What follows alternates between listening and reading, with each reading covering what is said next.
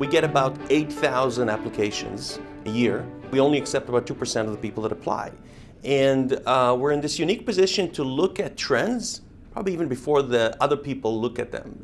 New business models, new technology ideas coming out there, new trends in the market. I had a conversation a couple days ago with one of the CEOs of the largest banks in the world. And he came and said, look, Zack, I know that my business is going to be disrupted.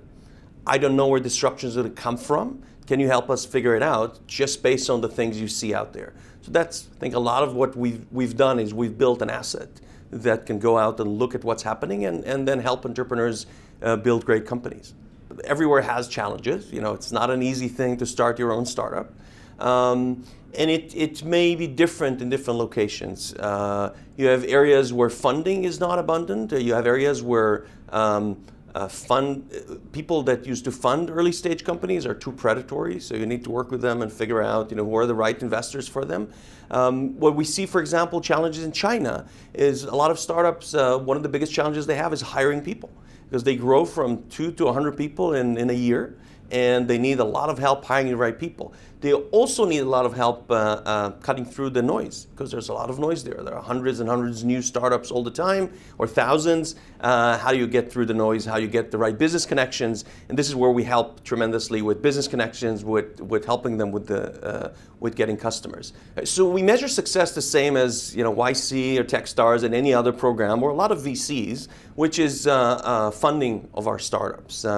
And we're very happy that if you look at our follow-on funding rates, we're at about 80% follow-on funding for our graduates. We're beyond $3 million average per startup. We have about 20 exits. So the results have been pretty good. And again, we measure like other investors do. We don't take equity from the startups, which helps the startups a lot and the entrepreneurs, but we still measure ourselves the same as the industry measures these kind of programs.